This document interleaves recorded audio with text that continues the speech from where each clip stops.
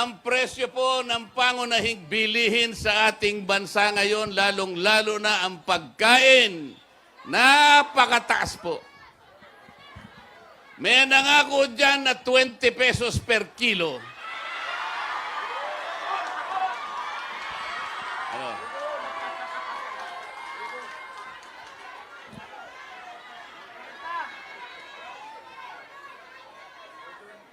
Uy, pabalik-balik na yung mga senador nila.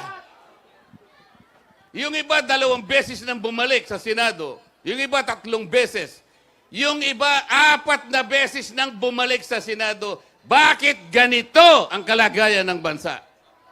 Pagkatapos, haharap na naman sila sa iyo. Anong katuwiran? Anong katuwiran? Anong gagawin mo? Pang-4 mo nang balik ito? Alam po ninyong ang kalagayan ng Pilipino ngayon? 63% ng ating mamamayan ang nagsabi, mahirap po kami. 63%.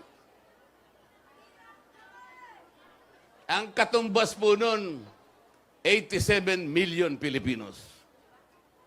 Bakit po nangyari? Ito ang pinakamataas na pagsasabi na sila'y mahirap in 21 years. Pagkatapos, haharap na naman sila sa inyo. Haharap na naman sila sa inyo. Sus Mariosep naman, hindi pa. Haharap ka na naman sa akin.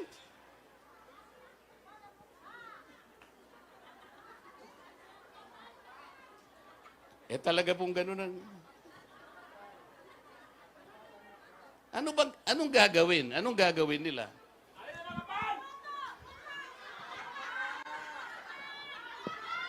Ang kuryente sa bansang ito ay pinakamataas sa buong Asya.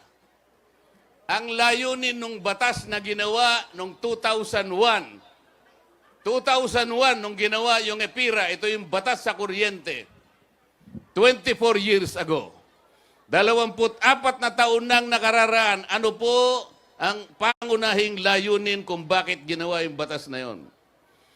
Ibigay ang kuryente sa mamamayang Pilipino sa murang halaga. Yon ang pangunahing layunin. After 24 years, kabaligtaran ang nangyari. Pinakamataas sa buong Asya ang singil ng kuryente sa ating bansa. After 24 years, walang nangyari. So in 24 years, there is a continuing violation of the law. Bakit? Wala pong nagbabantay. O yung mga binoto nyo sa Senado, bakit hindi nyo tanungin? Senator, hindi ba ginawa na po itong batas na to 24 years ago? Ang layunin pala ibaba ang kuryente. Ano ba yung mura sa Bisaya? Barato! Barato. Barato ba ang kuryente? Sa Valencia, Bukidnon. Bakit hindi natin tanungin? Lalapit na naman sa inyo eh. Ha? May dala-dala namang akap eh. Hindi na kayo magtatanong, may akap eh, ha? AX. Tupad. Wag po. Meron kayong kapangyarihan, palitan natin ang sistema. Palitan natin ang sistema.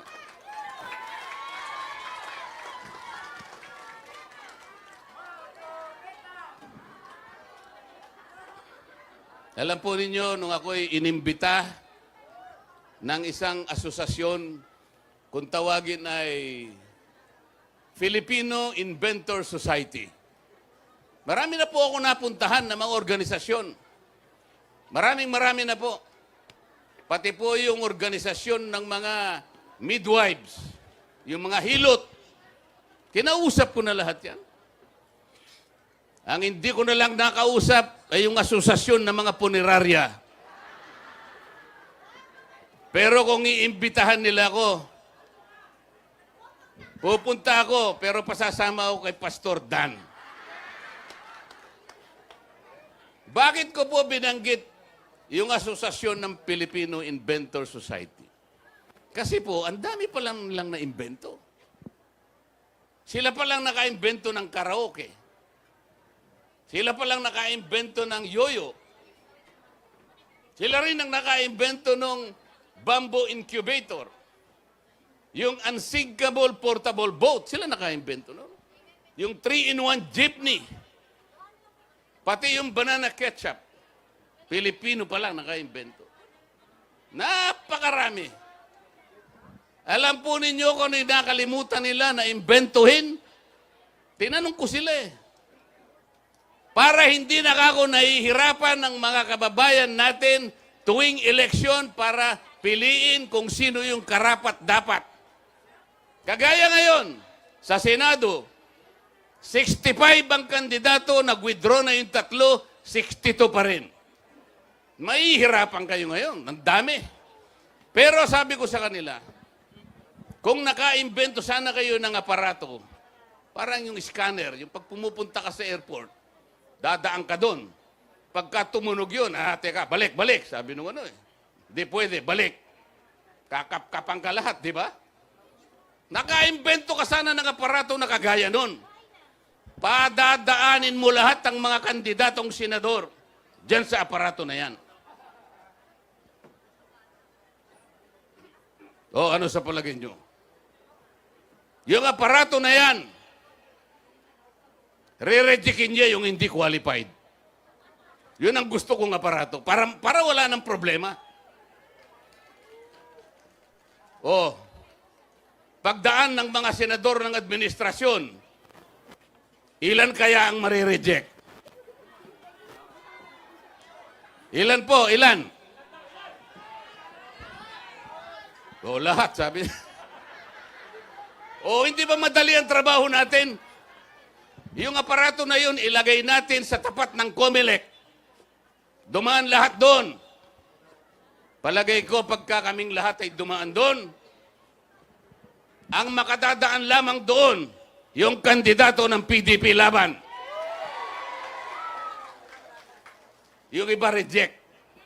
O, di tapos ang laban.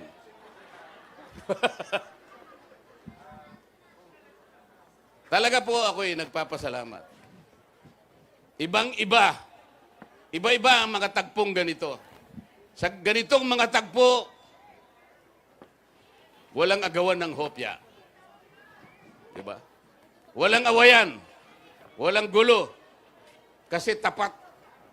Tapat. Nakikita ko po ang pagtanggap ninyo sa akin.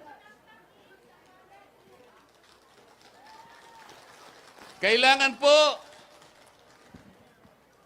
po magpasya tayong lahat.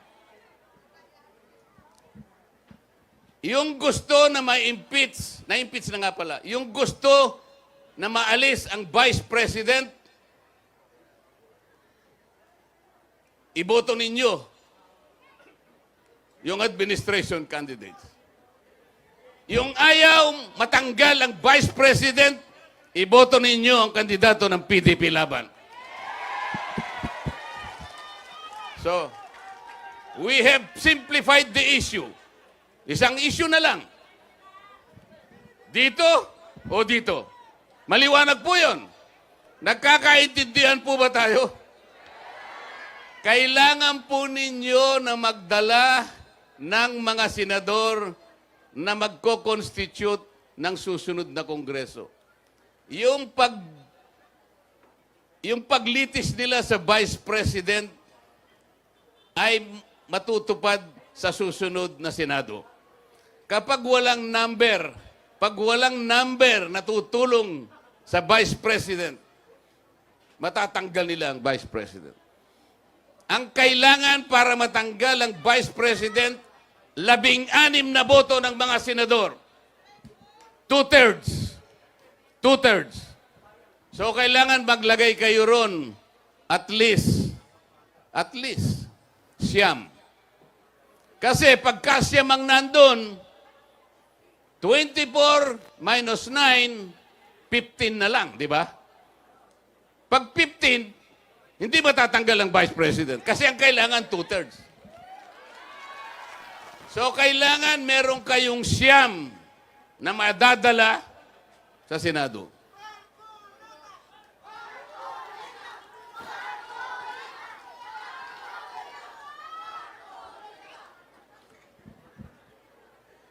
Mahirap po bang gawin yun? Mahirap po bang gawin na magdala tayo ng at least 9 senators that will defend the Vice President? Palagay ko nga po. Nasa atin lang po yun. Nasa atin lang po yun. Kahit gaanong pera ang ibigay nila sa inyo, tandaan po ninyo ito. Pasasayahin lamang nila kayo ng isang araw. Isang araw, Diyos ko naman. Isang araw. Hindi po yun ang kailangan ng Pilipino. Ang kailangan ng Pilipino, i-provide natin ang mga kondisyon para lumago ang kabuhayang pambansa. Magkaroon ng mga pagawaan, mga negosyong tatayo sa ating bansa. Para dumami ang trabaho, dumami ang pagkakakitaan ng tao. Yun ang gusto ng Pilipino. Ayaw ng Pilipino ng ayuda. Ang ayuda ay pwede lang pagka-krisis. Nasunugan, nabaha, binagyo, kailangan mong tulungan. Yan ang essence of brotherhood. Pero hindi sa normal na panahon. Hindi yung tuwing eleksyon meron kang ayuda, hindi po yun. Huwag po ninyong ipagbili ang inyong kinabukasan. Huwag ninyong ipagbili ang dignidad at karangalan ng Pilipino. Ang Pilipino, kahit mahirap ang buhay niya, gusto pa rin niya pagdating ng tamang panahon, makahulagpos siya doon sa tali ng kahirapan. Hindi niya ipamamana yon sa kanyang pamilya. Yan ang Pilipino. Ayun po mga kababayan, ang speech po ni Congressman Rodante Marcoleta doon po sa Valencia, Bukidnon, na kung saan tinalakay niya po yung mga presyo ng pagkain na napakamahal, presyo ng kuryente, ayan.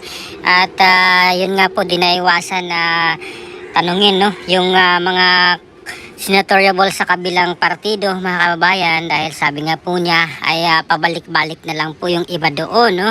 2 beses, 3 beses, 4 na beses ng pabalik-balik doon sa Senado, pero wala namang nangyari po, no, lalo sa presyo ng kuryente na napakamahal at tayo nga daw po yung pinakamahal ng presyo, no, or pinakamahal ang presyo ng kuryente sa buong Asia, ang dito po sa Pilipinas.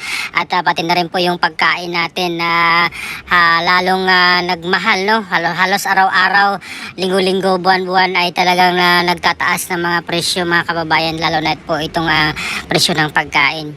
Kaya hindi po naiwasan ni Congressman Marcoleta na tanungin yung mga senador na pabalik-balik na po doon sa Senado, pero wala naman po silang ginawa, no?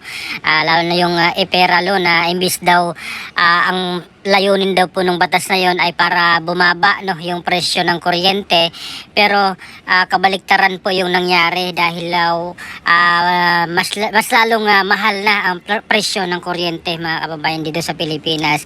At yun nga po yung isa sa mga adhikain ni Congressman Marcoleta na pababain yung presyo ng kuryente dito sa Pilipinas at pati na rin po yung pagkain, mga kababayan. At sabi po nga niya ay kailangan na manalo yung mga senatoriables ng PDP laban, no, para po hindi po ma-impeach po itong si VP Sara Duterte doon sa Senado. So ano pong opinion yung mga kababayan dito sa patuloy na pag-iikot ng ating mga kandidato ngayong 2025 midterm election?